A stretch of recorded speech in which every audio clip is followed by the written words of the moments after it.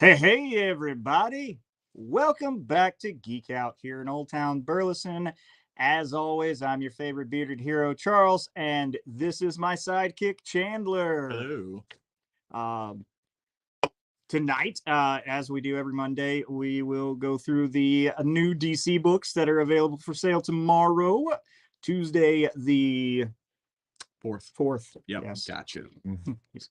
Yeah. Not We share a brain. enough room in there. No, mine's old and decrepit, and his is young and dumb. So, And getting decrepiter by the minute. Yeah.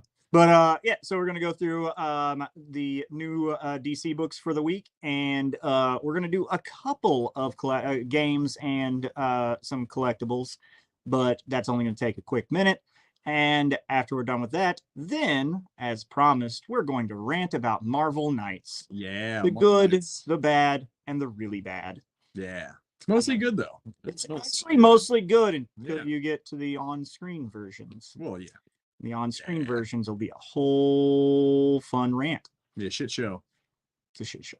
Yeah. It's about it's about 60% a shit show. We'll get into we'll get into the percentages of how much of a shit show it is whenever we get there. But before then, new books. First and foremost, number 3 of the limited series, Sword of Azrael. Yeah. Very Damn, cool stuff. Good stuff. And we got a cool B cover. Not bad. Not bad. Flaming Sword of Justice. That's a good book. This is exciting.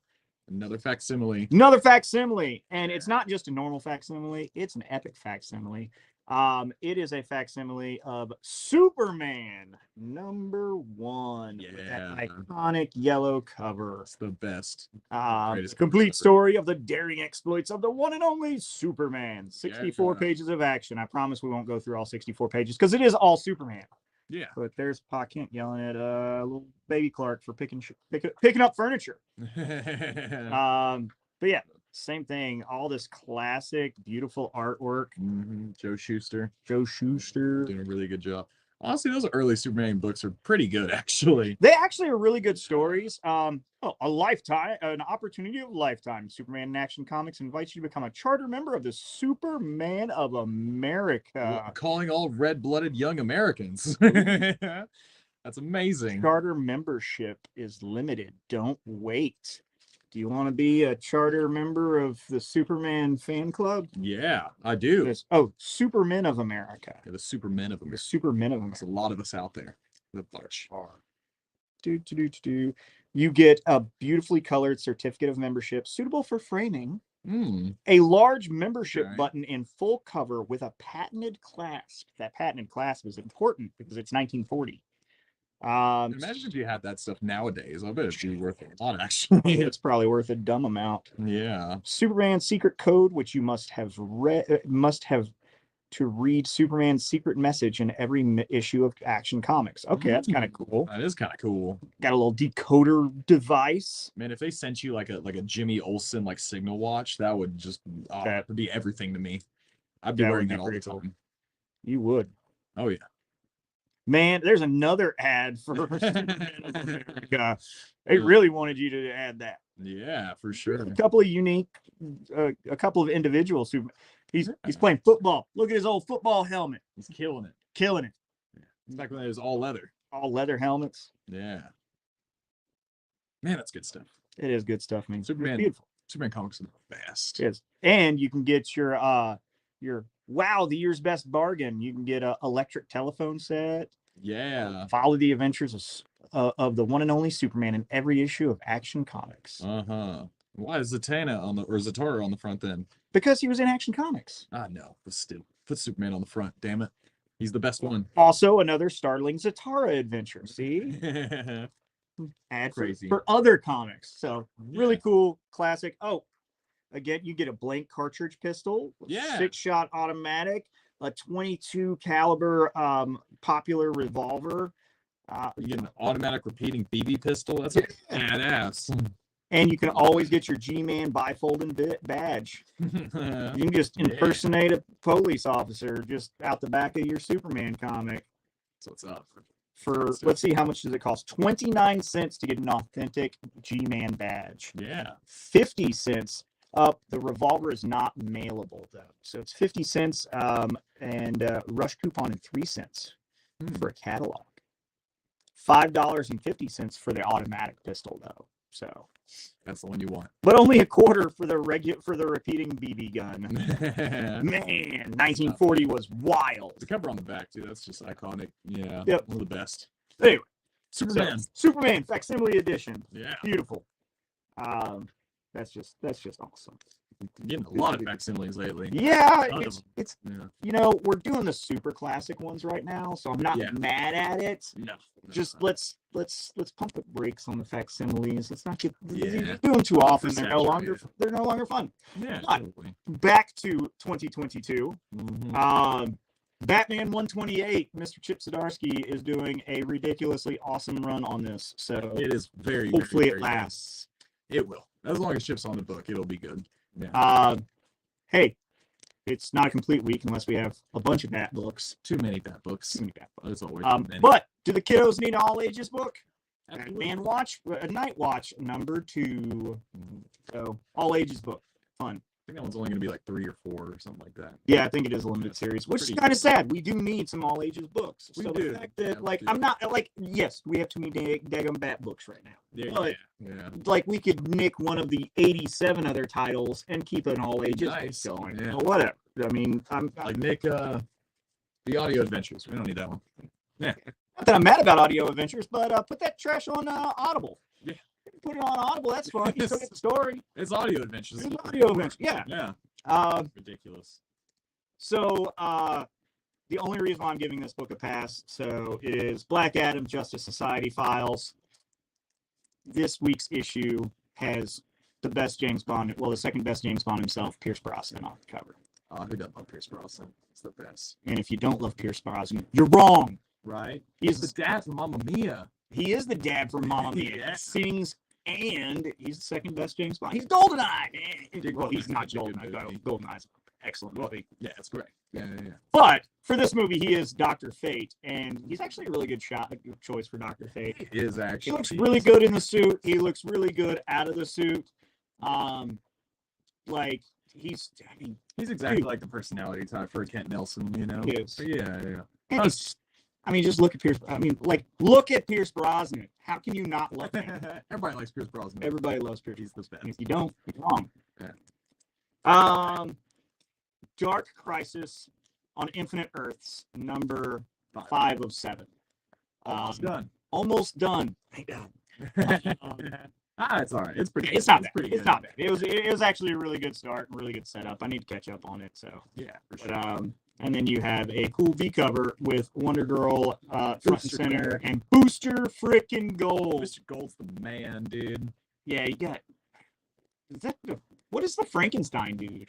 What? That's Frankenstein. Okay, it's just It's literally just Frankenstein. Yeah, there's in the DC universe, there's Frankenstein, and he's got an agency of monsters that. Yeah. I forget. I remember we had that a similar thing in Marvel, but I forgot about the one for DC. Yeah, the Jeff Lemire actually wrote a really good run of that. It's really good. Yeah, Aqualad here. You got 2 different Blue Beetles. Yeah, on both Ted and Jaime. But yeah. So what is that? Who is that? That's the female Dr. Light. Okay. Yeah, the one who's not a bad person. Oh, fair. Yeah. Harley and whichever. I think that's Damien. That's definitely Damien. Yeah. And Aqualad. Nobody cares about Aqualad. So sorry, Justice fans. Dark Crisis tie-in one shot. The Deadly Green Super Swamp Thing.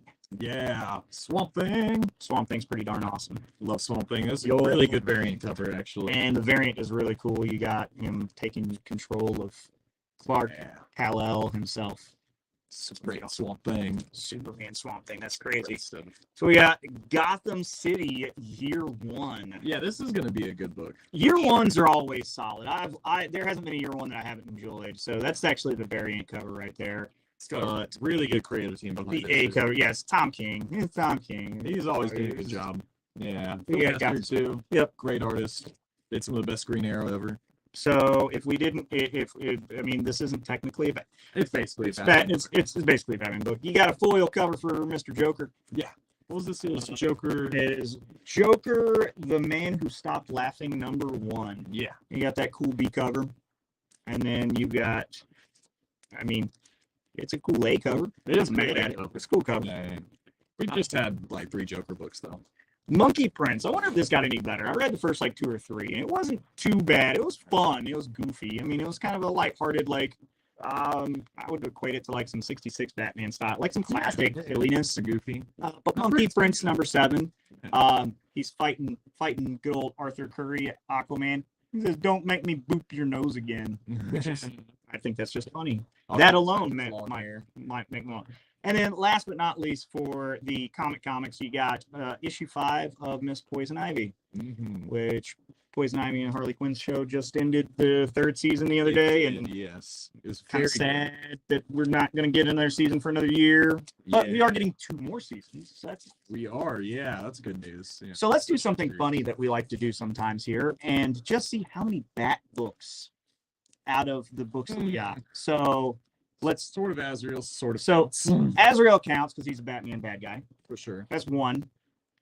So here, I'll count Bat books. You count not Bat books. Oh, okay. So I got 1. Superman Facsimile. It's not a Bat book. Yeah. Batman is a Bat book. Batman proper. Batman Night Watch. Sort of 3. It's 3. Dr. Fate is not a Bat book. Dark Crisis.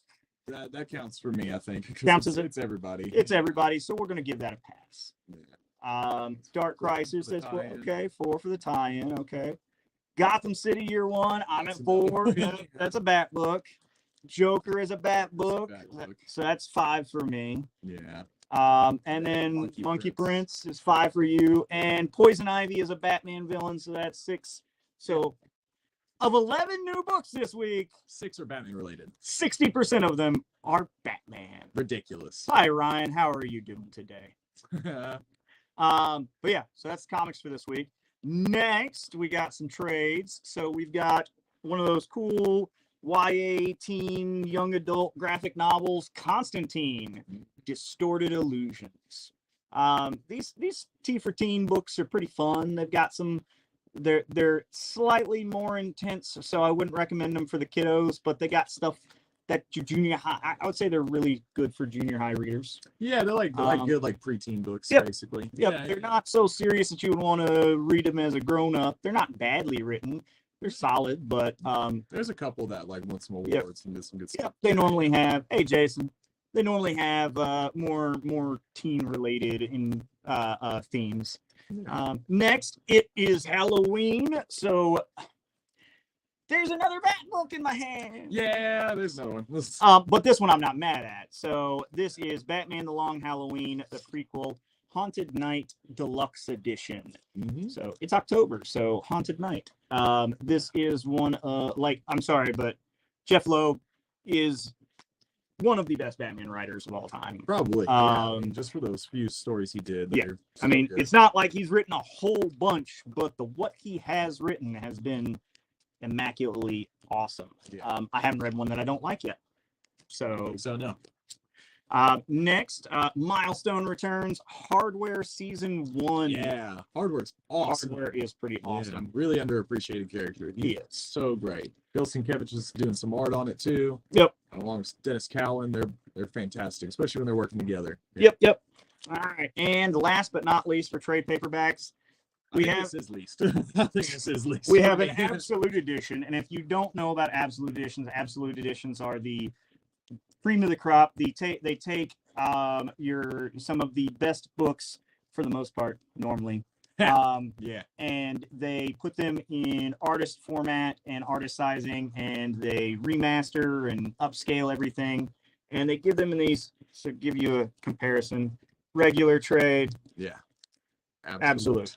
Oversized, bigger pages. They make them oversized, and they put them in these cool slipcases, but this is Doomsday Clock, so all 12 issues and 60 pages of behind the scenes extras of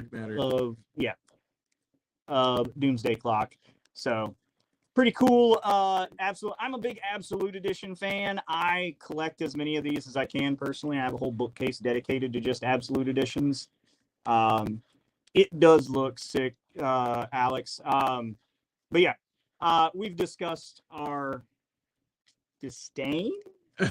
I'd say disdain for sure. For Gary Frank, though. Gary Frank is amazing artist. Like, look at the pictures. Look at all the pictures. You know, for an absolute edition, sometimes that's one of the benefits of the absolute editions, because they do have a lot of concept art in them, and a lot of just, it gives you a lot more insight, and they're just beautiful ways to have some of the best. Like, we also have an Absolute Watchman in stock. Oh yeah, and that one is magnificent. It is magnificent. Dave Gibbons, like his working through his pages. Right now with Sand, I just completed my Sandman Absolute collection. Oh, very nice. There's 8 volumes of that. Jeez. Yeah. That's takes up a whole daggum shelf to itself. I'm sure. That's a lot. But yeah, absolute. So I've also got, speaking of Jeff Lowe, that was actually how I got, like, my first one was Absolute Long Halloween. Like, nice. That's what's up. I got it on a miracle sale for like $35. Ooh, yeah. That is a steal. Yeah. Just, you know, these are normally between, like, the smaller ones are $75, the bigger ones are as much as $125. Yeah. I want to say the Absolute Long Halloween is normally a $125 book. I got it like $30. I got it cheaper than the regular trade paperback. Yeah. And I fell in love with Absolute Edition, so now I just get them anytime I see them, because they're just so well made, and they're very nice. They're just such a good investment whenever it comes to, and a lot of them, because they short print a lot of them, or they don't reprint a lot of them, they end up, most of the time trade paperbacks don't gain value. Absolute editions are one of the exceptions. Like, one of the ones I'm really mad I don't have is Blackest Night. The Absolute Blackest Night right now is valued around $500.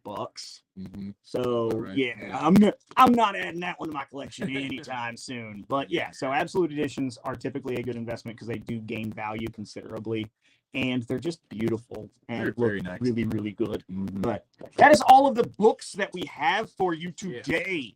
So let me shift this out of the way. And next we will get into, now normally whenever we restock on our Squishables, we do a fun game called What's in the Box, but we just got a small box, so we didn't what's in the box. It was kind of disappointing, so we decided just to show it to you tonight. And first we have a mini Lich. He's super cool. He's got his little staff with his little crystal, and it's just adorable little guy. They're pretty cute. What's funny is the mini version of him came out, and the big one still hasn't come out. The big one comes out later this month. So the big one should be out later this month, and we do have them on order. So look forward to big Liches. But as for right now, we just got mini ones. Still super cool. This one's also super cool. I love this little guy.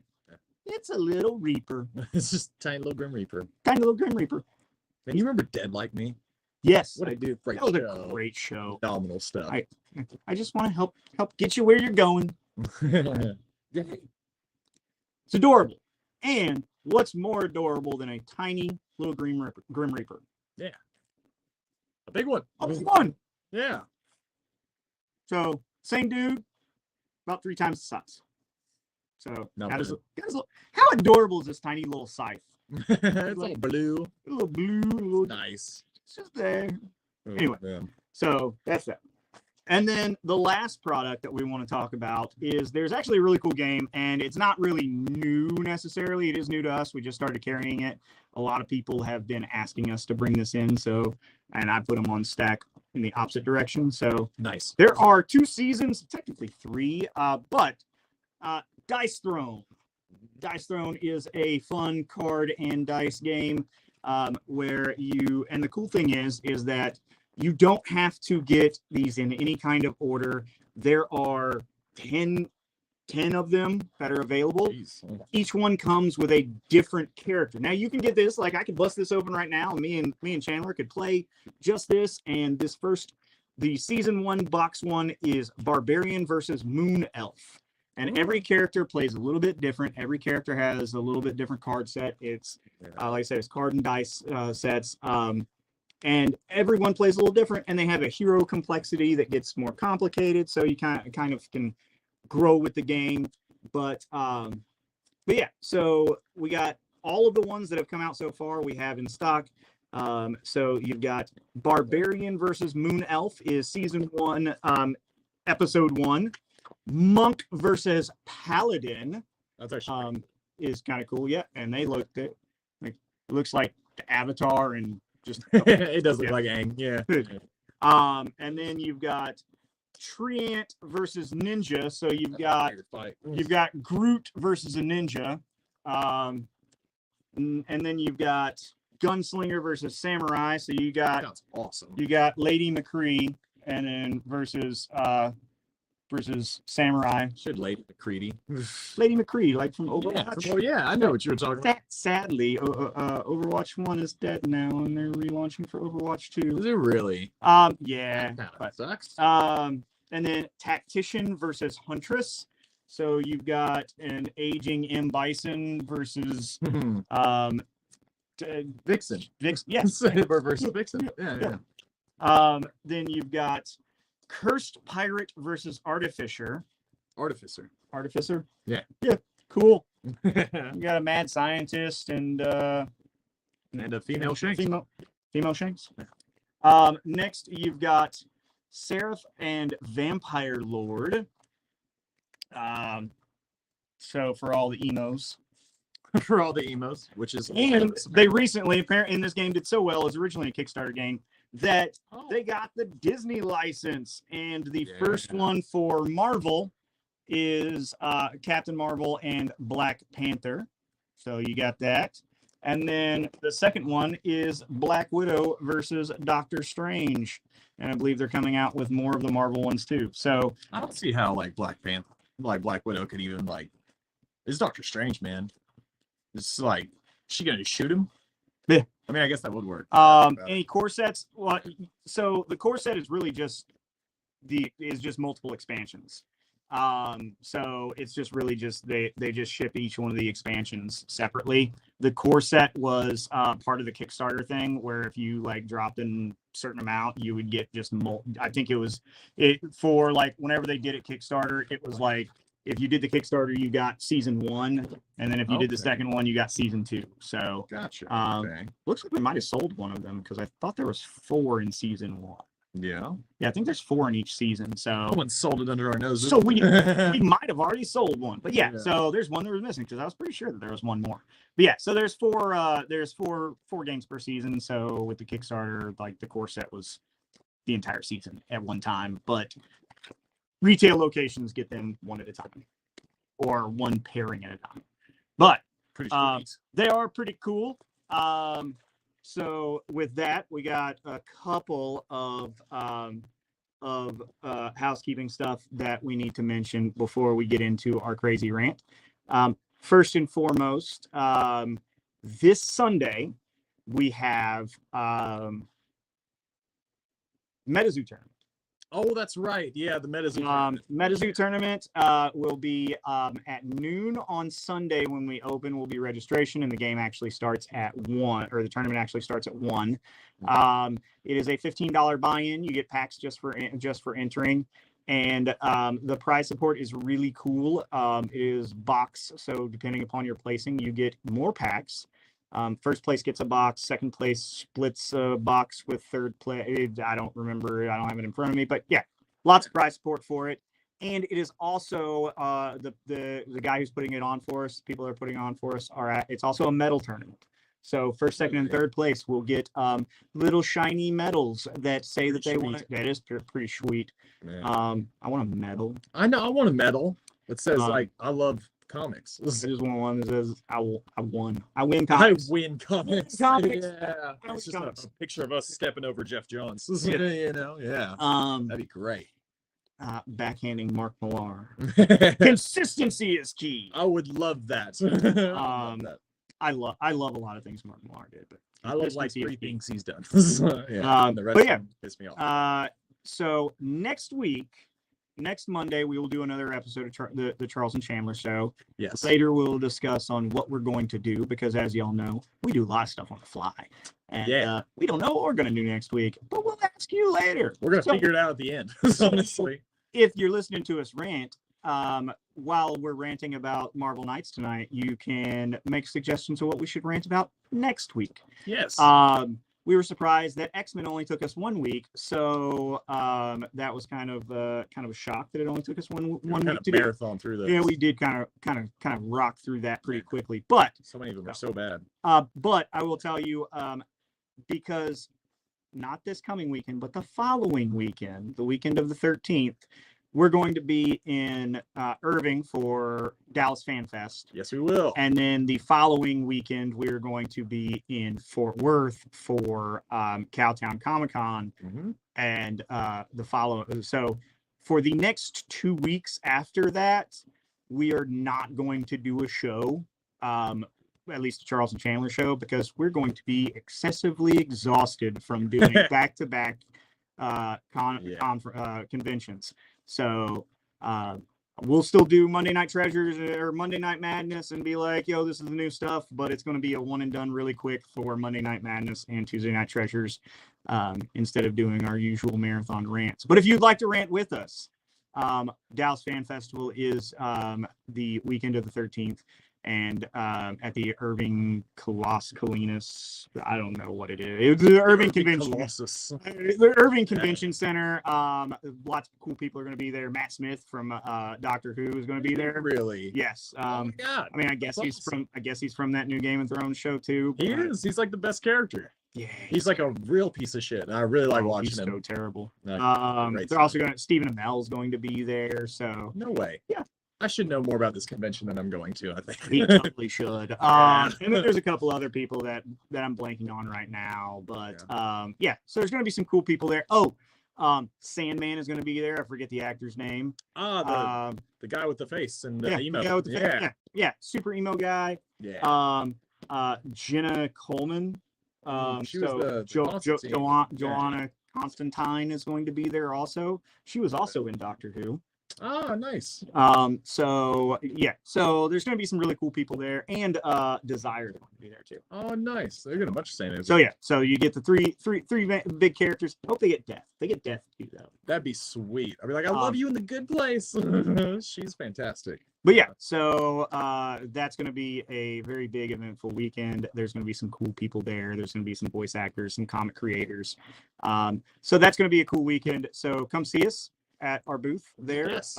We'll also be ranting there probably. We will be ranting there. Yeah. I think we'll be in booth 843, I think is our number. Don't quote me on that, but you don't care what booth number is. It's about halfway through. We're around. Yeah. You'll find us. We got a big 10-foot or a big 6-foot banner. Yeah. And then we'll have the Plague Doctor on top of our the giant Plague Doctor. Yes. And then just look for the giant Plague Doctor. That's us.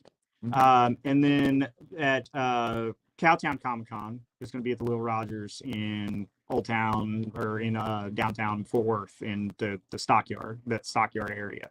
So and that one is going to be a little bit more hardcore comic-y. We'll be there ranting there too if you want to rant with us. That one's going to be, you got a lot of anime voice actors are going to be there. And a lot of actual comic creators are going to be there. That's all of the special people and some artists. There's no big AAA celebrities like Fan Festival has. So you're going to see some more intimate people there that are really cool. One of my friends is a voice actor, Keeble Walker. He's going to be there. That's right. Yeah. Which our booth is like across from his booth, so we'll spend half the day like going Kiba, which he was actually also in My Hero Academia, so we're going to have volume 23 of My Hero Academia for you to buy and go have my friend sign, because that's the issue that his character's in. Anyway, so we've got a couple of weeks of big conventions. We're going to be worn out, so we're probably not going to want to rant in the middle of the night about the things that we rant about, which, knowing us, we'll probably end up ranting about those things anyway. We just won't do it on camera. So record it and ship it your way. Yeah. Personally. Yeah. For the whole 2 people that watch us. Yes. But so anyway, tonight's episode, now that we've ranted about all of that for 30 minutes, now's the meat and potatoes of the good part. Yeah, Marvel Knights. Knighty Night, my friend, because Marvel Knights is one of the most excellent stories. Well, okay, so it started as the most excellent story runs of in Marvel. Yeah, they were in desperate times. So yeah, 1998, Marvel filed bankruptcy, and they didn't know if we were going to keep getting Captain America on the shelves. And kind of sucks. it does. They apparently were selling their filing cabinets. It was so bad. Yeah. So in order to try to save what they could, they started having smaller studios write things for them, which is how we got Marvel Knights. They shipped it over to Joe Quesada and Jimmy Palmiotti. And they wrote for who? Well, Joe Quesada would basically it was their studio. It was their studio. So the thing was that Marvel was mega broke and all their titles were failing because the 90s was full of extreme garbage. And literally an imprint called Marvel Extreme. Yeah. And it was garbage. It was so bad. It was laughably bad. Yeah. So basically, Joe Quesada and Jimmy Palmiotti were kind of rising stars, and they went to Marvel and were like, hey, we can help with this. Give us some of those big titles, and we will put some people on them and make it happen. So, to which they didn't give them the big titles. They gave them like the hard B-listers. B-listers. Yeah, like the solid B-listers. Yeah. So they gave them Inhumans, which Paul Jenkins and Jai Lee would do a run on. That would, I think it won an Eisner, actually. It was a pretty big book. It's a 12-issue mini. Christopher Priest and Mark Teixeira, I believe, at least for part of it, would take over Black Panther. And that would become probably the most defining run of Black Panther of all time. It's an incredible book. Then they gave them Punisher, which Garth Ennis and Steve Dillon would do Welcome Back Frank, which is probably the best Punisher story of all time, and then continue on to keep doing the best Punisher stories of all time. But they're still the best ones. Yep. And the big one was Joe Quesada and Jimmy Palmiotti were drawing Daredevil, and they got Kevin Smith of all people to come in and write it. And he did a little, I think it was like 5 issues or so, the Guardian Devil series. Yep. And after that, a little guy named David Mack was a beautiful painter. He would come on and take over writing and art duties. And then not long after him, Brian Michael Bendis would start his run that would just be probably the best run since Frank Miller. It's the run that I grew up on that made me a Daredevil fan. Absolutely fantastic stuff. So once they finally put some fresh eyes and some fresh paint on the paper, people liked it. It was really good. It was selling out everywhere. Yeah. It became some of the best story runs for those characters and took those characters from being B-listers to A-listers in some cases. Daredevil was like their most critically acclaimed book for like 10 years. And it took them from being fairly obscure and only comic books to got all of them at some point in their history greenlit for movies and television shows. Honestly, if it wasn't for Marvel Knights, we wouldn't have gotten the 2004 Thomas Jane movie. We wouldn't have gotten the 2000 Affleck Daredevil. We've gotten Affleck Daredevil. Honestly, Marvel would kind of might not be Marvel. Here. Honestly, if Marvel Knights hadn't happened, Marvel was on the chopping block, and that really got them through and picked them back up. Yeah. And it was so popular that eventually Marvel Knights, half of your characters had some kind of Marvel Knight.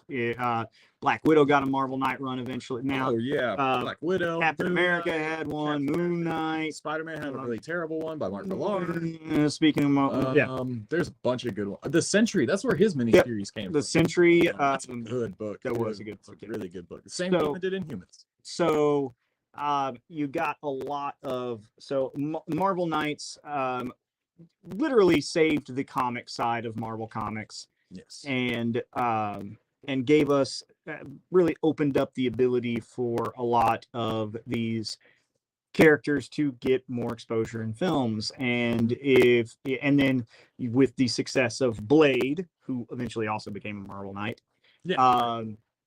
you had Blade, and then you had the X-Men movies that we went over last week were so successful.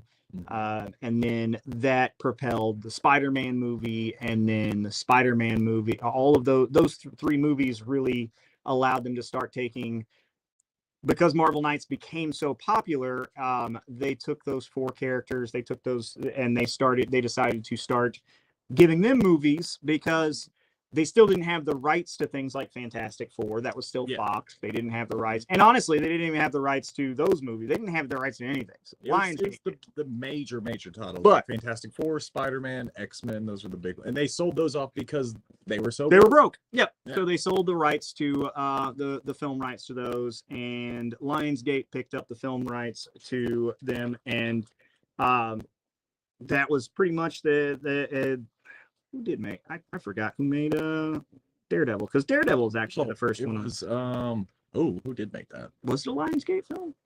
No, I think that was a Fox. No, it was definitely a Fox. Yeah, it was Fox. Yeah, I'm pretty sure. Yeah, I remember being at 26. Yeah, it was 26. Definitely Fox. Anyway, so Fox made Daredevil, and now it was a box office success, and the critics fairly well liked it.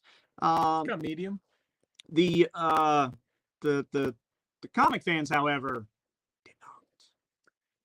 Yeah, it's a little wonky. It's kind of too goofy. It is too goofy. It's a little goofy. Like the seesaw fight thing. The seesaw fight is just seesaw fight silly. It's so silly. So yeah. What was kind of funny, though, the funniest part about it was the whole reason why Marvel Knights was so successful is because it put them in. It's still Earth 616, so your main Marvel continuity. So the superheroes all exist. Superpowers are all a thing. It's not like whenever we got Max later, where there were no more superpowers, or as realistic. Yeah. But it gave them grittier, more toned down to Earth kind of stories that weren't so fantastical. Yes. And like then the opposite of the 90s extreme period. Instead of just big belts and ridiculous guns, it was like more kind of down to earth, like a lot simpler, more emotionally effective. Yeah. Instead of Angel of Death crawling out of the grave with the little symbol on his head and just miracling light guns made the darkness and the Shadowhawk. Yep, and having no, that was literally a storyline for the Punisher. Is it really? Yes. Jesus. The Angel of Darkness. So they don't need magic. So he died in Marvel Extreme. Yeah. At the end, and then they resurrected him. Yeah. As an Angel of Death. Okay. That's Yep. It is what it is, I guess. And he could manifest weapons. Ugh. And so what's the 90s obsession? It's like making guns out of stuff. You remember Gunfire? To make a gun out of anything? That guy sucked.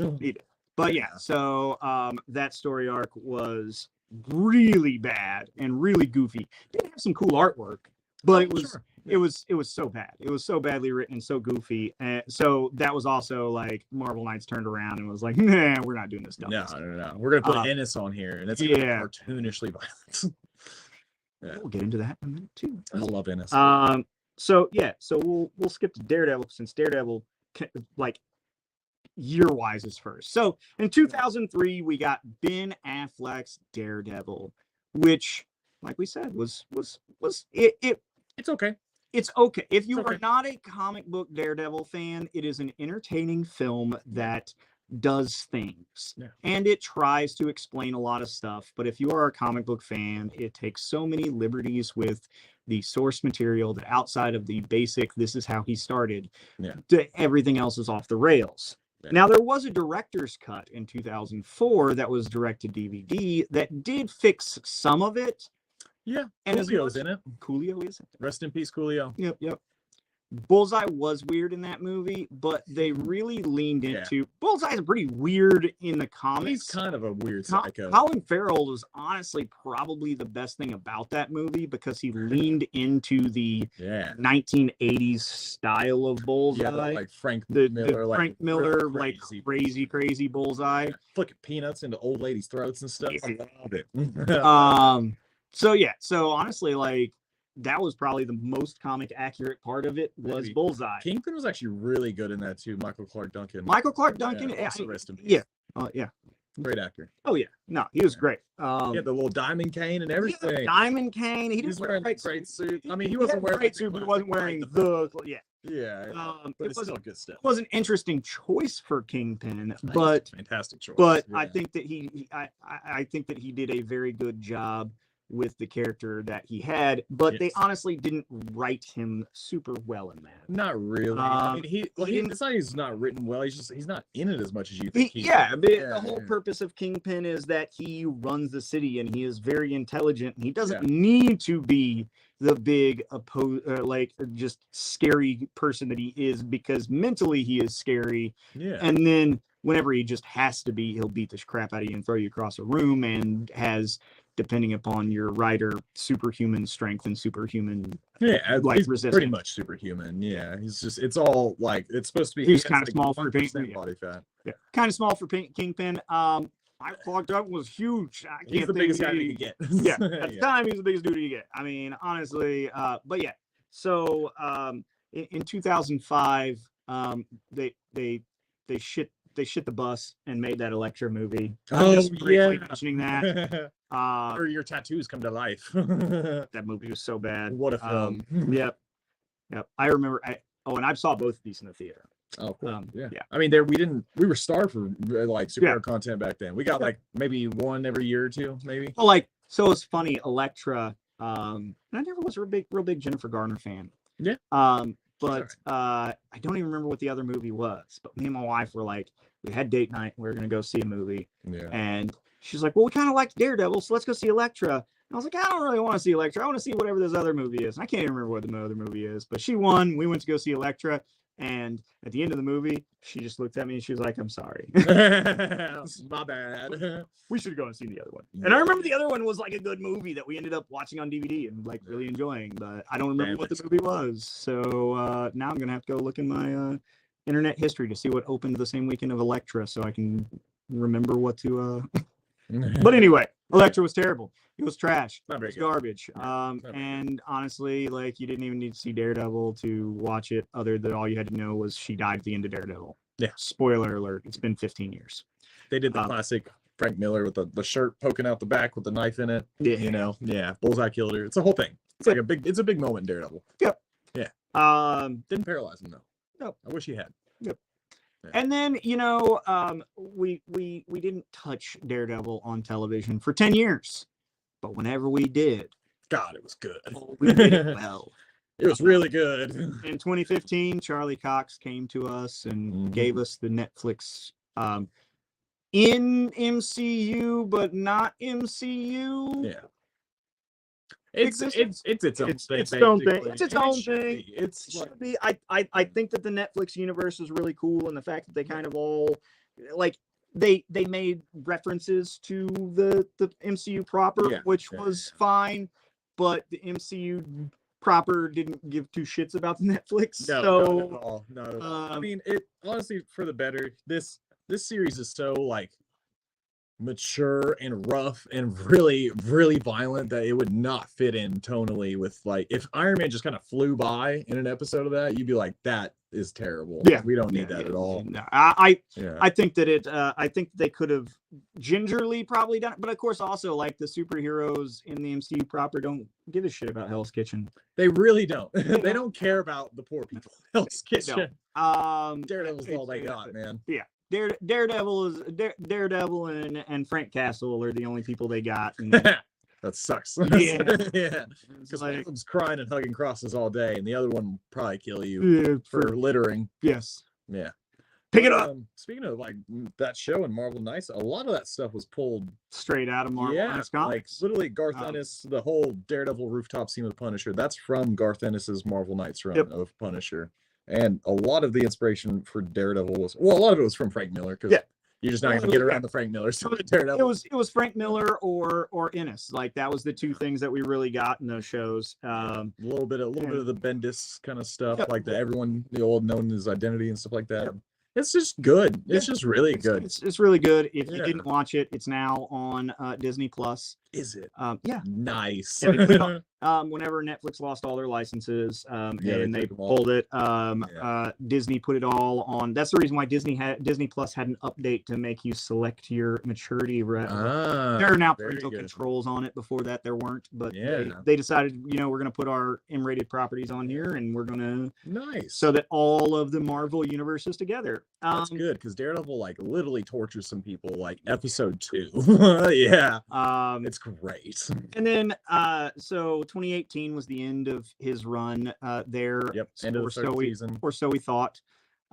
He did reprise his role briefly in 2021 for Spider-Man No Way Home. So Charlie Cox is officially in the MCU now. So yes, as he should be.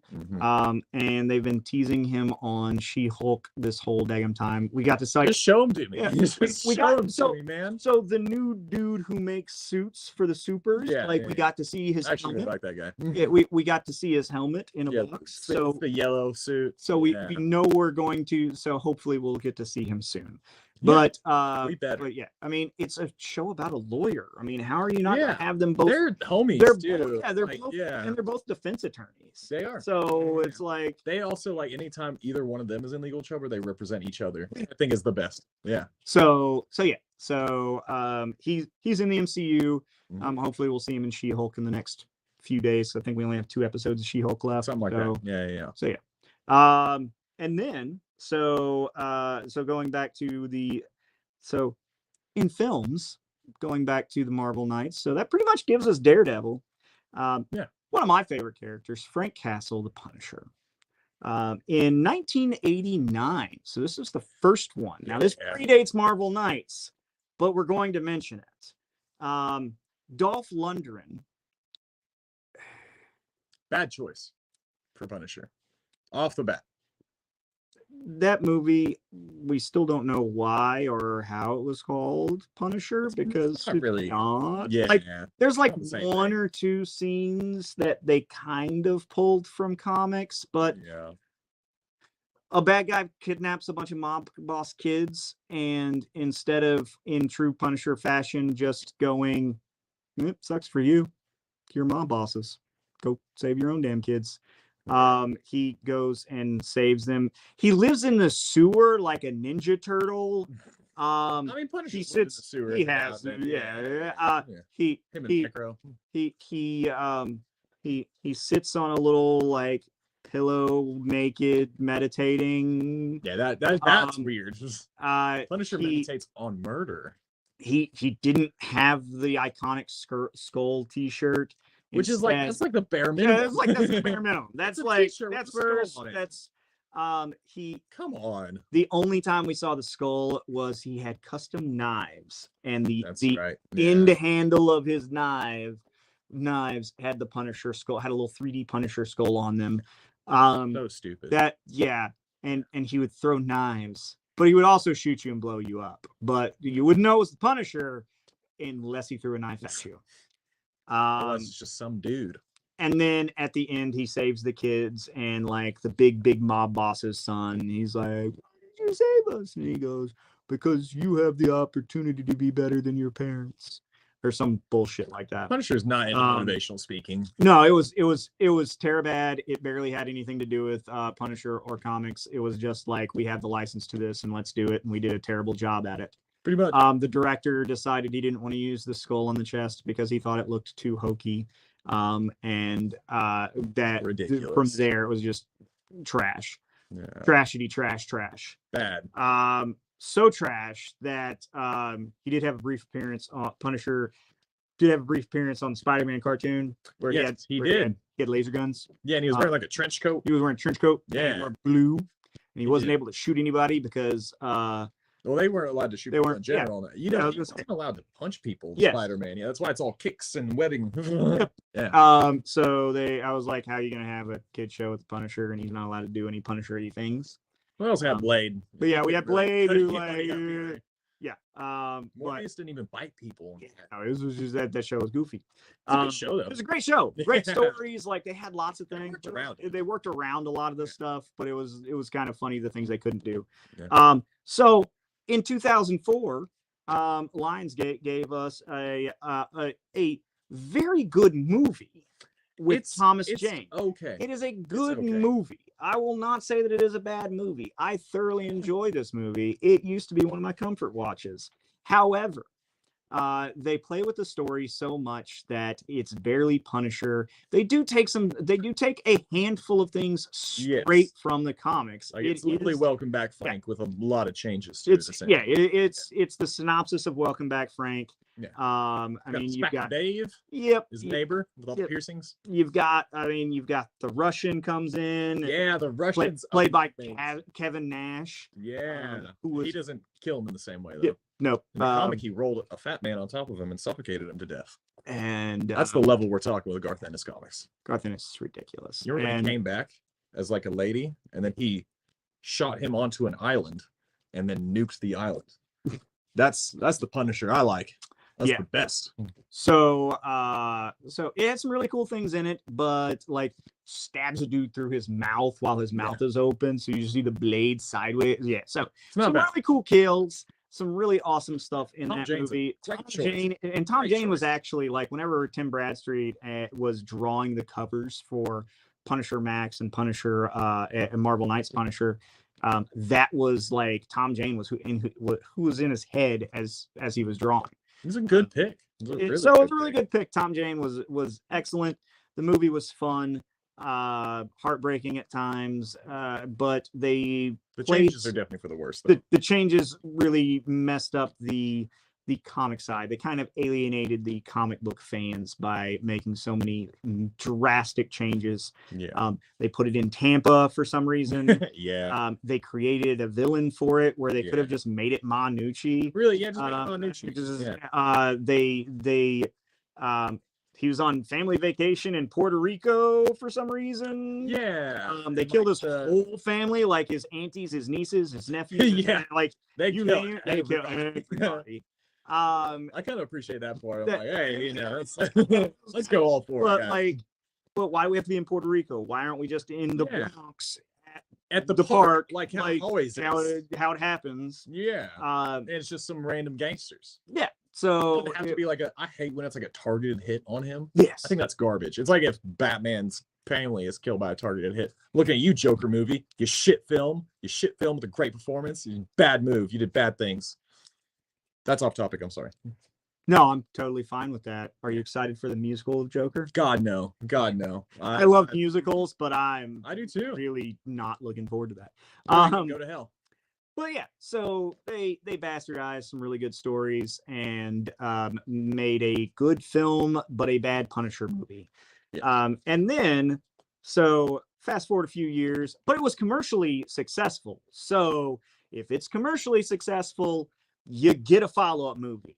But Thomas Jane didn't want to do the follow-up movie, so they did Punisher Warzone in 2008 with a theme song by Rob Zombie. And what's the theme song by Rob Zombie? It makes a lot of sense, actually. Yeah. And Ray Stevenson was the Punisher in this, which we talked about Ray Stevenson a few weeks ago in The Watchmen. He did the he was the Rorschach for test film that never got made. Yeah. He's a good actor. And he's a great actor. He's really good in Rome also. And but yeah, so Ray Stevenson, great actor. He actually did Frank Castle justice. Now, he did a good job. The problem with the 2004 movie was we deviated too far from the comics.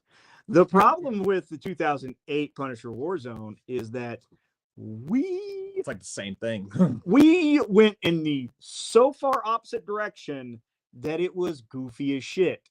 We made a great Punisher movie and just a bad movie. Yes. It is not a good movie, but it's everything you want. Like, yes. There's parkour guys who get rocket launched and so you get the Jamaican Irish parkour thieves. Yes. Feel very much like Ennis characters in the bad way that Ennis characters sometimes. To which one of them is parkouring between two buildings and is literally like doing one of those like jump flips with his knees like grabbed, and while upside down, Frank just snatches him out of the sky with a rocket launcher. It's pretty sweet. I audibly laughed in the theater whenever I saw it. It's so dumb. Man, you remember like Jigsaw, like the way he's made, they just throw him in like one of those glass crushers. Oh yeah, no, they just grind him up in there. So good. Like, get him like so good. Yeah. Oh yeah. And then the makeup on him is so just It's McNulty from The Wire too. Yes, yes, it is. McNulty. It's just so grotesquely well done. Looney Bin Jim is his number 2. Got that famous line. Yeah. Yummy, yum, yum in my tummy, tum tum. Yeah. God, it's just so so over the top Ennis that they forgot to make a good movie around some really hilarious moments. Those things that, like, you read some comics and you're like, they definitely need to change that dialogue. You know, certain things work on a page that don't work on screen. And they didn't do that. That movie. They didn't do that. They literally just opened the pages and just were like, I want to do that. I want to do that. And I want to do that. Yeah. And it's awesome. Is there going to be a story to this? Nope. Just this. Not really. It's Punisher getting Jigsaw. That's all you need. That's all. Yep. That's it. Soap's in there. Yep, Soap's in there, and he's not a creepy perv in it, so he was actually kind of a likable character. I know, right? That's my first for Soap, ever. Yep, you have Punisher resetting his nose by sticking a pencil up and cracking it back in place. You got Newman as Microchip. Newman is Microchip. Yeah, that's a good choice. His name is Dennis Nedry. You didn't say the magic word. Newman. That's who he is now forever. I hate Seinfeld, dude. Well, you shouldn't, because it's a good show. No, it's not. Yes, it is. Anyway, so from there, that movie made fans happy, but didn't make the box office happy. Critics hated it. Yeah. Like I said, it was funny, it was great, straight from the page, but it was not a good movie. Not really. But it's awesome. I recommend watching it for sure. So it killed the franchise, and Lionsgate lost their license to it, and they reverted back to it. So the first MCU appearance of the Punisher, a lot of people don't realize this, was actually in Captain America: Winter Soldier. Yeah, the Penske truck, right? The Penske truck that basically saves Nick Fury. The Penske truck that saves Nick Fury, that takes out the freaking bad guys, and gives Nick Fury the time to get away. Canonically is Frank Castle driving that, because he's still he looks up to Nick Fury. So there you go. And he's a big Cap fan. He's a big Cap fan. Yeah.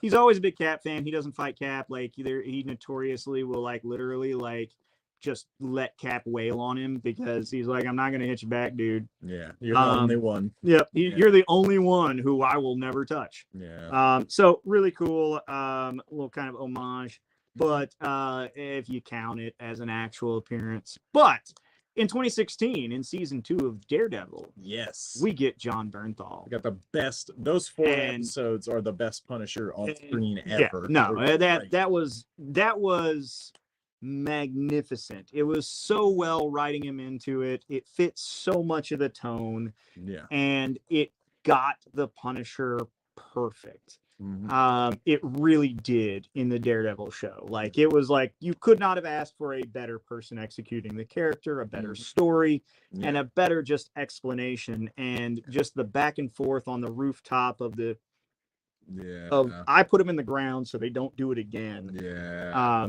And they'll never have the chance to try again. Yeah, and they'll never get a chance to try again. And Daredevil going, well, how did you why is it your place to judge them? And he's like, I watched them do crime, put them in a box. It's not like they're not guilty. Mm-hmm. So it's great. That whole episode is just really some of the best TV that you'll ever watch. Daredevil show's so good. It is. It's the best. And then we got, in 2017, we got the Netflix series for Punisher. We have 2 seasons. Got 2 seasons. Yeah. It's a solid show. It's really good. Solid. Jon Bernthal, still excellent job playing the Punisher. What's his name? The guy who did the Jigsaw for that too. I forget his Ben name. Barnes. Yeah, Ben Barnes. He did a great job. Barnes was a great job. You get into there, you see the psychology of Jigsaw and why they are. There was some of the backstory. They played with a lot of the backstory. They played with a lot of the motivation, which was a little bit weird. It works for the universe they're building, and it's not a bad approach. No, it's okay. It's not. It's not as good as his episodes in Daredevil. No, his episodes in Daredevil. Is there? Yeah. It's not as good. But it's still solid. You still have some iconic moments like the hallway fight in jail. That's That was in the Daredevil show. Oh yeah, it wasn't. It was in the So there you Daredevil go. The show. best part of the Punisher show was actually in the Daredevil show. I love when Daredevil's like has to put him in the elevator and then fight everyone down in time to still get him before they kill him. Yeah. And he smiles like Satan as he does it. I love it. It's great. Psycho. Yeah, he's not a psycho. Daredevil? He's kind of a psycho. He's kind of a psycho. I mean, anyone who smiles as they beat people up and torture them, probably not the best inside. Just saying. It's not as much of a psycho as Punisher. Yeah, I said that one. Yeah. Marvel Knights. I'm gonna go kick his ass off screen and smile while I do it. Yeah, these are the kind of things that Marvel Knights gave us, and the kind of approach and ideas that we got. So, Punisher, all in all, pretty solid stuff. Really good. He ended after 2 seasons. Second season was not nearly as good as the first season. All right. It was still fun. It was still good. It was still quality TV. Had But a great bar fight in the first it episode. did have a great bar fight. I will say that they did do the fights. They did the fights pretty well. They were Fights- just a little too few and far in between. Yeah. I think. They did a lesser known story. They took from a lesser known story in the season 2, and it wasn't really as impactful of a story. Yeah, the what's his name? John. Yeah, the Reverend, I don't know. Preacher guy. Yeah, the preacher, Yeah, the preacher one. I think that it was a cool story to do. That to me would have been like a season 3 or 4 story. It shouldn't have been a season 2 story. If you only get, because they knew they were losing the license, so it was like, if you're only going to get 2 of these, then we do something a little bit. Let's do something like. Let's do something significant. Like that would have been a Manucci story or something like that. Love to see Manucci. Like if they would have done if they would have done that one, they could have done Barracuda. They could have done something. Barracuda. That would have been nuts if they did Barracuda. Yeah. But it would have worked really well on the Netflix show. Oh, sure. So it was kind of one of those things where it was like, it was good movie or good show. Ended too soon, but and then a little bit better. Could have been better. From there, in 2018, well, technically in 2016, we get our first look at our man Chadwick Boseman as Black Panther. Oh man, his stuff in Civil War is really good. It is really good. It's like so great. The not so Civil War movie was an excellent film. It's a great movie. Really good movie. I don't know how you can have Civil War with only 8 Avengers, but well, they did their best. It was good. Yeah. It still got pretty big. Like Ant-Man going Giant Man and Vision's flying in him and stuff. Yeah. But yeah. So Chadwick Boseman, Captain America Civil War, Bucky's framed, blah blah blah. We've all seen it. It was excellent. It was to the end of the line, pal. Yep. It was everyone cry. It was an absolutely excellent premiere for Black Panther. And then he rolls into the 2018 movie, which was also just very good. It's very good. It's very a masterpiece. Inspired by the Marvel Knights. Exactly. Yeah. It's basically Christopher Priest's Marvel Knights run, and we can't say enough great things. Chadwick Boseman, really good. Michael B. Jordan's amazing. Michael B. Jordan was amazing in it. Chadwick Boseman, also rest in peace. Why is it everybody dying in the show? Why is there's a lot of dead people? In this episode. What's going on? But no, it was absolutely amazing. And I don't have anything bad to say about it. They're pretty good. The only bad thing I have to say about it is, sadly, it inspired that crap Aquaman movie. Aquaman is the same movie as Black Panther, just done worse with special effects. The more interesting villain is like not even. He's the one that they get rid of halfway through in Aquaman. It's ridiculous. Like Black Manta's amazing. Yeah. Instead went with his dumb brother. Yeah. That's so stupid. But yeah, no. Garbage. Black Panther is how you do that whole brothers fighting for supremacy fighting for the throne and fighting for the throne. That's how you do it well. Mm-hmm. Aquaman is how you do it badly. Yeah. And again, they did the same. They have a really interesting side villain, but he's not more interesting than the main villain. Yes. Man, Andy Serkis's claw is awesome. It is great. Yeah. I wish they hadn't killed him, honestly. Yeah. Wish they kept him around. Yeah. That's my one complaint. Yep. And then we haven't seen it yet, but sadly Chadwick Boseman is gone. But November 11th, Wakanda Forever comes out. So we will see We're where getting that goes. Namor. We are getting He's the got sun. Knighties and little wings on his ankles.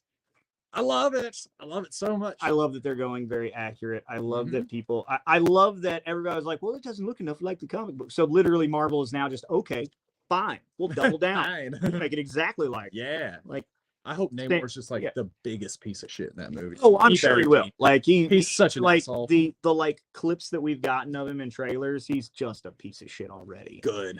He Good. looks like a douche nozzle. I love him so much. He's one of my favorite characters. He had a little Marvel Knights run too. He did That's pretty because solid. apparently everybody did at some point.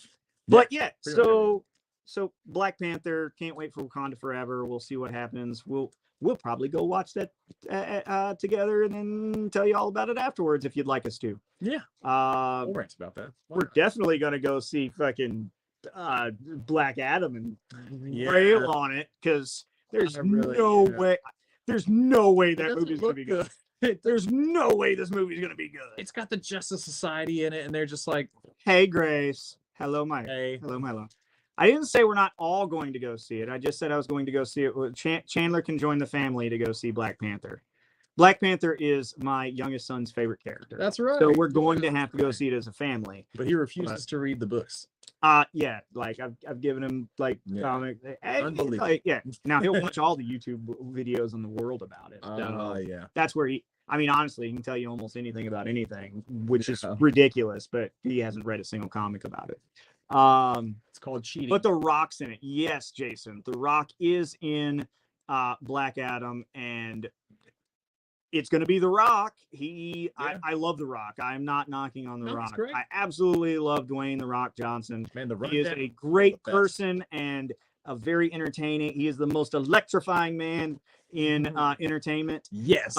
People's eyebrow. Yes. Can you smell what The Rock is cooking? Yes. Yes. I love The Rock.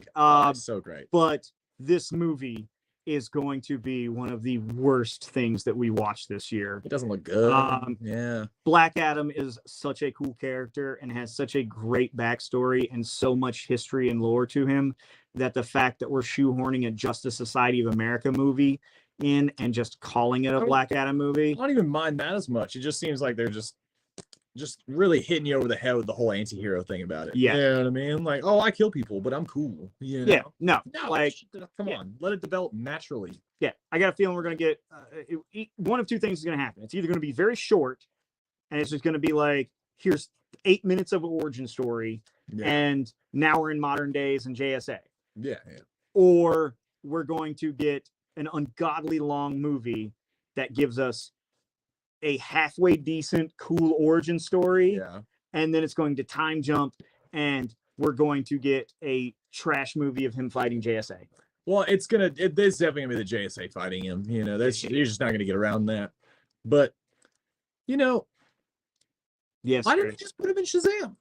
That's also the thing. He is a Shazam villain. They could have just made him a Shazam villain and been fine. Also, that first Shazam movie, right, is pound for pound, word for word, the Jeff Johns, Gary Frank miniseries from like when New 52 was just starting. It's the exact same, except Savannah is actually the lackey of Black Adam in that, and the main villain is Black Adam in that book. So they just literally that's all they changed, was they just took him right out. They didn't want The Rock to be a villain, so they're making him an anti-hero. And here's the thing, The Rock doesn't mind being a villain. He plays a really good villain. Yeah, he's great. And you can even be a charismatic villain. He was the Scorpion King, legendary. We do not talk about this. We're not that on is, topic either.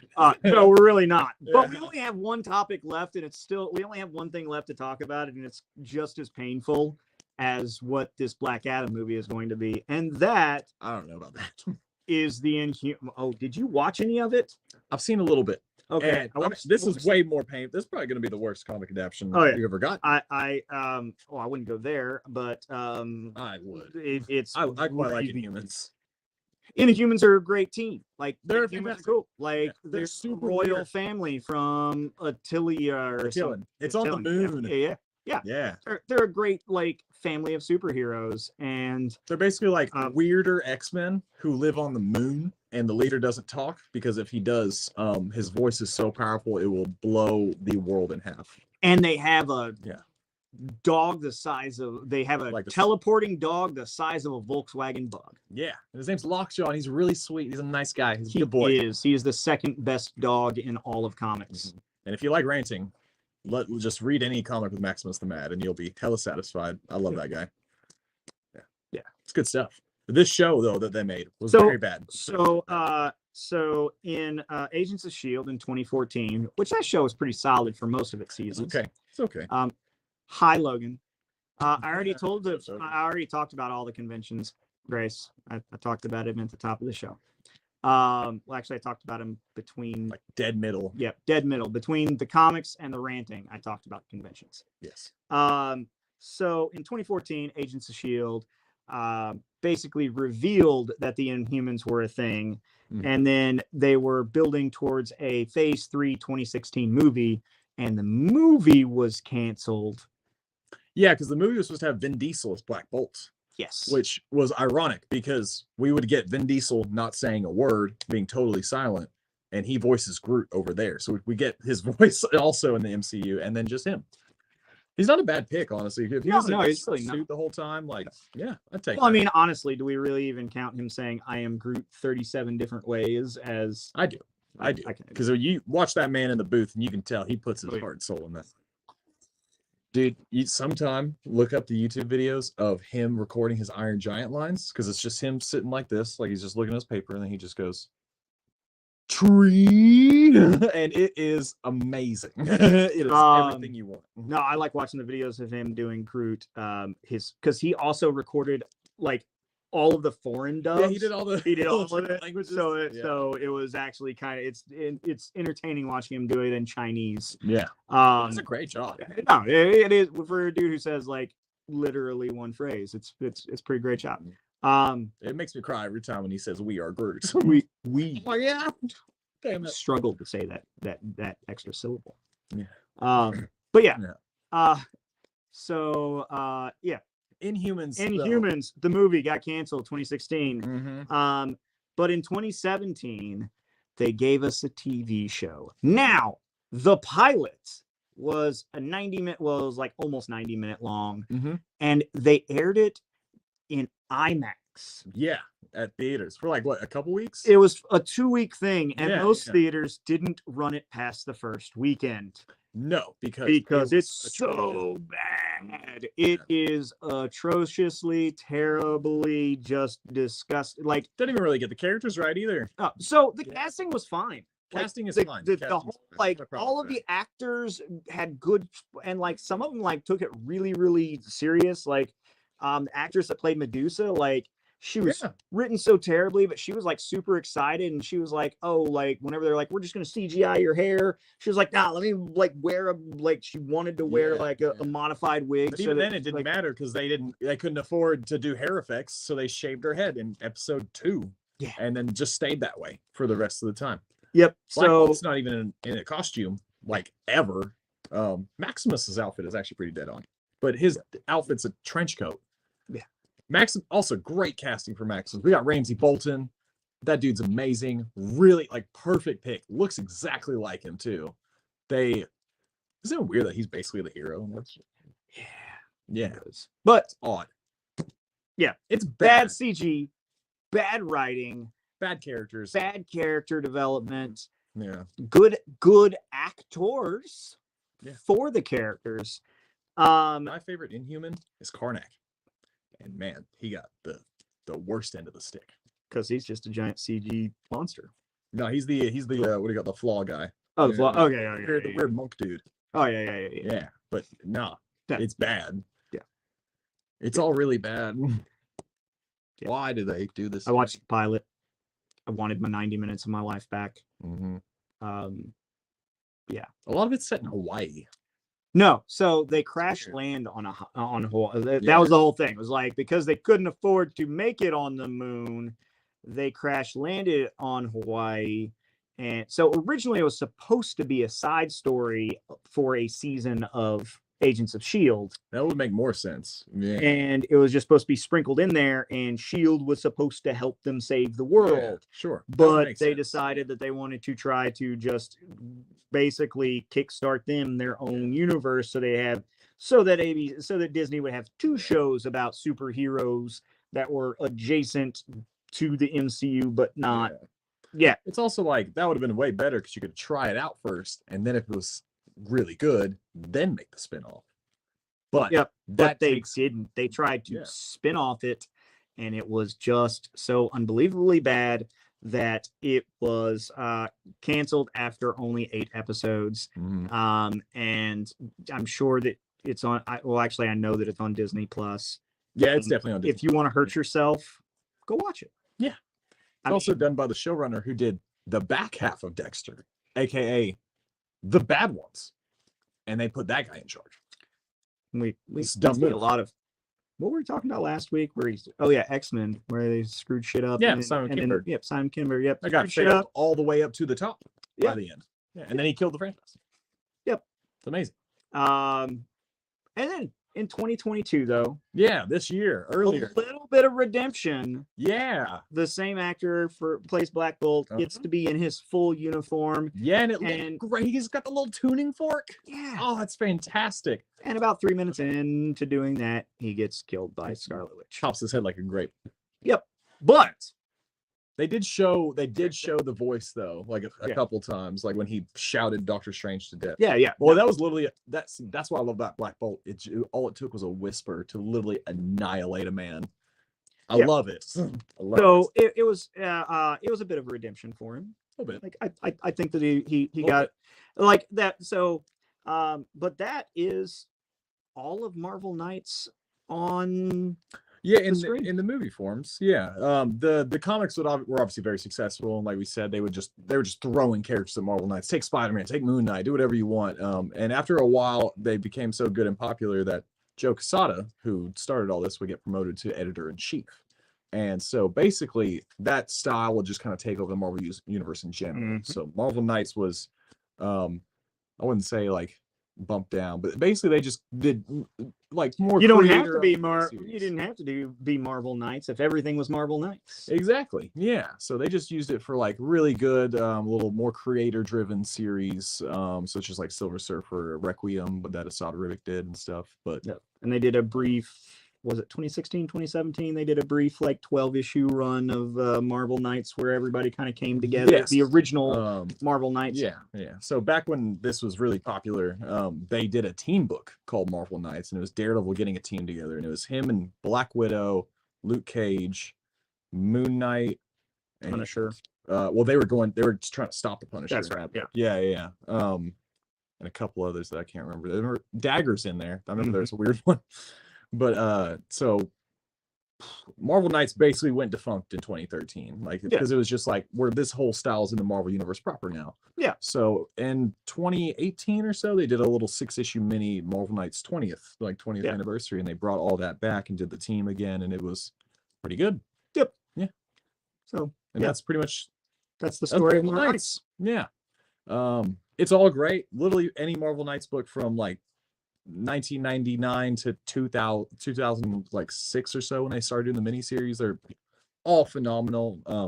Excluding the this- Spider-Man run. The Yeah, Spider-Man. don't read the Spider-Man one. The Spider-Man one was Yeah. a swing and a miss. Mark Millar, you son of a bitch, stop writing nice people because you're not Yeah. good at it. He's great at writing assholes. Yeah. But nice people. Like if you need your friendly neighborhood Spider-Man, he is not it, Chief. No, he doesn't. He makes him sound like a dick. Yeah. But if you got a favorite character, you like Black Panther, read the Marvel Knights Christopher Priest run. You like Daredevil, read the Bendis run and the Brubaker run right after it from Marvel Knights. Like that's the best Punisher that you could conceivably get ever. It's phenomenal. Well, in Marvel proper. In Marvel proper.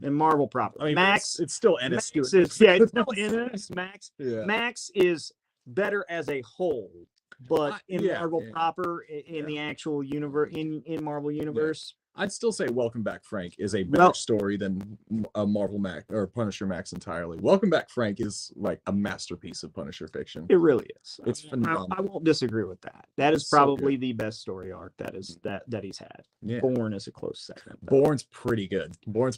But that one will keep you up at night in a bad way. Yeah. Born make you hurt. You gotta be ready for that one. Yeah. Yep. But like I said, any character you like, look into the Marvel Knight stuff. They were all great. The team book was such a good book. It was phenomenal. I wish they'd done more, but they had like a tiny little run. Yeah. And it's great. Marvel Knights is awesome. Yep. It's kind of I wouldn't say underrated, but like it's kind of it flies under the radar nowadays. Nowadays. Like back then it was all the rage, and it was what was bringing a lot of people back to comics, and a lot of things, and literally saved Marvel Comics. Yeah. Pulled them out of the freaking gutter and made them stop telling such terrible stories. And I mean, some of those stories are just laughably bad. Oh yeah, the 90s was a bad time at Marvel. Yeah, honestly, DC survived it pretty well. Marvel did not. No. It took like two guys that went, I guess we'll do all these books to save it. Yep, it's great stuff. Front into the 90s easily belonged to DC. Mm-hmm. The back end, the middle of it belonged to no one. I would say probably belonged to Image. It did belong to Image, but that wasn't a good thing at that time. No, it wasn't really. There was some okay stuff. Savage Dragon's all right. Savage Dragon Spawn during that time was really solid. Yeah, that's because Alan Moore and Neil Gaiman and Garth Ennis were all taking turns writing it. Yep, it was good. Yeah. But that's the story of Marvel Knights. Yeah, it's one of the great series of my childhood. Nighty night. Why the fuck do you say things like that? This is one of the things that got me into all this in general. I'm sorry, I'm old, man. That's not your fault. I know. It is a bit, but it's fine. Yeah. But yeah, that pretty much does it. That does. Read Marvel Knights, specifically Daredevil. It's good. Read Marvel Knights. Read Punisher too. Read Punisher. Read Mr. Miracle. It's better than all those books. It's not. It is. It's good. It's not better than all those books. It is a bit. Also read Miracle Man because it's coming back this month. It's back. Miracle Man's back. I'm very excited. Zero comes out tomorrow. Mm-hmm. Well, it comes out Wednesday. Yeah. Yeah. So we pretty much hit everything. Yeah. We showed you the books. We talked about some conventions over the next couple of weeks. We sadly told you that we're going to take a couple of weeks off from the show during those conventions. Mm-hmm. So, but nobody suggested what we should do next week. No, what do you want to do? I was kind of thinking, do you want to do another kind of comic-y one? We can talk about Green Lantern. We can talk about one terrible film, and then like how all the comics pretty much ever have been phenomenal. Preacher or Constantine? Ooh, that's not a bad idea. I'd love to talk about Constantine, actually. I'd love to do Preacher, too. I mean, we literally just talked about how much I love Ennis. I love Ennis, too. Ennis is literally. So, Preacher or Constantine? Somebody else tell us Preacher or Constantine. We're going to do Preacher or Constantine next week. We'll wait. We're just going to sit here, and you have to look at our ugly faces until somebody says Preacher or Constantine. I'm kind of leaning Constantine, honestly, because I'd love to talk about the comics of that. I get to talk about Alan Moore, dude, and Garth Ennis, and Warren, and Neil like Gaiman. Everybody. Yeah, Neil Gaiman's issue of Hellblazer is so good. Dave McKean does the art on it. Okay, so I guess that, because I mean, also we can then talk about he's got a TV show. He's got a movie that was great, a TV show that was great. An Arrow popped up an Arrow and Legends. He's got a couple animated ones I've been meaning to watch anyway. Yeah, those are really good, actually. Sure, yeah. And then he also has he is in Sandman. So yes, the comics specifically. The comics, they gender swapped because of licensing for the show, but it counts. It counts enough. It counts enough that we'll use it. Absolutely. So I guess we're doing Constantine next week. Nice. Sweet. Hellblazer. Proper title. Hellblazer. Why does no one call it Hellblazer? It's ridiculous. The Keanu Reeves movie was solid. I liked it. Good. It's really fun. It catches a lot of the tone, but not all of the accuracy. But he doesn't look like Sting, which is upsetting. But that's fine. But you know what? We're gonna talk about that next week because we've been here for an hour and 20 minutes. Yeah, it's about time. We covered That's everything we need yep. to cover. We've ranted a lot. Marvel Knights is great. Marvel Knights is exceptional. Yeah. Some of the best Marvel comics ever written. Probably the best comic imprint that Marvel ever had. Yeah, it actually for sure is. Yeah, we've had some pretty bad imprints. Yeah, I'd say that's I remember when Icon was going on for a little while. That one's actually like, at least they were doing creator own. You know, Criminal came from there. I did not know. Yeah, Criminal came from there. Yeah. They wanted to lock Ed down because he was doing Daredevil at the time. They're like, I want you to leave. Yeah, I'd say it's the best imprint ever. But Vertigo existed, and Vertigo is hard to beat that. Yeah, there's nothing bad. No. Now, okay, I will say classic Vertigo. There's nothing bad in classic Vertigo. Nothing bad in Vertigo from the 80s through like probably the end of Preacher. Yeah. 2013, I would say, is probably whenever some of the Vertigos they were getting a little bit loosey goosey with what they were letting. They were, but at the same time, like they shouldn't have killed Vertigo. There's too many good things came out of it, and like really kill Vertigo. They just rebranded it as Black Label. Yeah, but you know, it still feels like they killed it. It still feels like they killed it because now most Black Label books are just Batman. Yeah, and they don't do the artsy like creator own stuff anymore, like Preacher and stuff like. They don't really do those anymore. They just do. Here we are, Batman again. Yeah, I know. You want to see Bat Dong because DC Black Label give you Bat Dong, Bat Penis. Yeah, the Bat Cop. Yeah, we shouldn't be seeing that. No, there's no reason for it. No, Selena should be seeing it. Yeah, no one else. No one else. Doesn't she have a new boyfriend right now? And I don't care for it. I don't like him. No, I don't like it. I haven't even met him. I don't like him. All about Brucey boy. Dude, I was about to start talking about the Harley Quinn show because he was hilarious in that. Yeah, that poor guy. Brought your cats. Yeah, the cats. Oh my God, yeah. Martha and Thomas. You name them after your dead parents. He's so sad. Do you know anything about me other than the fact that I like cats? Anyway. Yeah. Is there a Preacher trade paperback? Yes, we actually got a restock of them, and we got the whole run. If not, we got the whole run. Yeah, we got the whole run in stock on the back wall there, Jason. Just ask us next time you come in, and we'll get you hooked up. If Garth Ennis wrote it, I keep it in the shop. Yep, basically. We try. Yeah. Love that guy. If it's in print, we get it. Mm-hmm. Indeed. Chris is currently cuddling with her cats. Nice. Martha and Thomas. Are they Martha and Thomas? They should be. They should be. They're now Martha and Thomas. And now they're going to die. That's crude. Sorry. I mean, everything dies, but... Totally. Yeah. Don't think about it too much, Chris. I'm sorry that he is a terrible person and he's talking about your pets dying. That's terrible. Man. I did that. Okay, I did do that. You really did. I can't deny it. It's recorded. It is. And it's live streamed. And there's at least 3 people watching. Yeah. Laszlo has feelings about being Martha. Oh, man. All right. All right, guys. Well, that should do it. Just like the title of the show, Knighty Night. Knighty Night. We'll be back with Hellblazer. Be Mr. Miracle.